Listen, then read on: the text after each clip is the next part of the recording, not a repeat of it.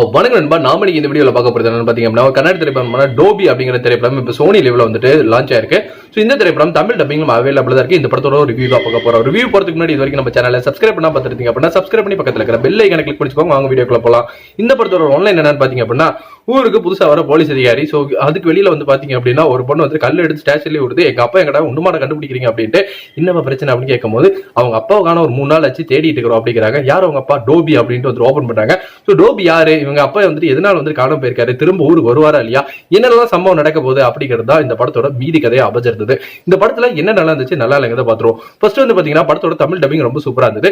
படத்தோட மேக்கிங் ஆகட்டும், படம் வந்துட்டு டெக்னிக்கலா பயங்கர ஸ்ட்ராங்கா இருந்தது. ஏதோ ஒரு ஹாரர் படம் பாக்குற மாதிரி லைட்டா வந்து ஃபீல் கொடுத்த விஷயம் அப்படிங்கிறது பிஜிஎம் வந்து நல்லாவே இருந்ததுன்னு சொல்லலாம். இதை தவிர்த்து டோபிங்கரோட கேரக்டர் வந்துட்டு ரொம்ப டிஃபரெண்டா இருந்ததுன்னு சொல்லலாம். அவரால் வாய் பேச முடியாது.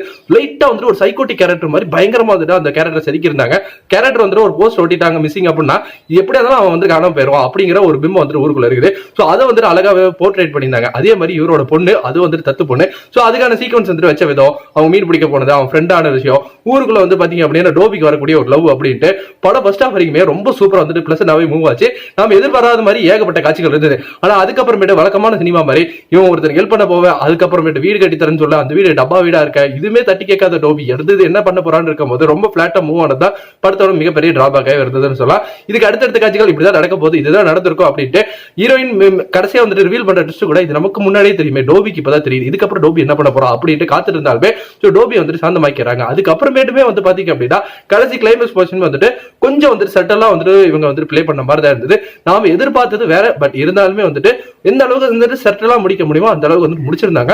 பட் என்ன பொறுத்த வரைக்கும் வந்து பாத்தீங்க அப்படின்னா ஒரு ஆவரேஜான படம் பார்த்தா ஒரு ஃபீல் வந்து கொடுத்திருந்தது. சோ நீங்க இந்த டோபி பாத்தீங்க அப்படின்னா உங்களுக்கு எப்படி இருந்தது அப்படிங்கறத நம்மளோட கமெண்ட் செக்ஷன்ல மென்ஷன் பண்ணுங்க. ஏன்னா டோபிங்கான பில்டப் அப்படிங்கிறது அந்த ஃபர்ஸ்ட் ஹாஃப் வந்துட்டு நிறைய இருந்தது.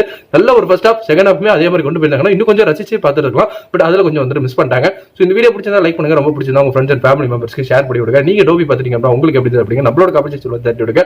ஃபார் மோர் சினிமா அப்டேட்ஸ் மறக்காம நம்ம சேனலை சப்ஸ்கிரைப் பண்ணி பக்கத்துல இருக்கிற பெல் ஐகானை கிளிக் பண்ணி வச்சுக்கோங்க. நன்றி, வணக்கம்.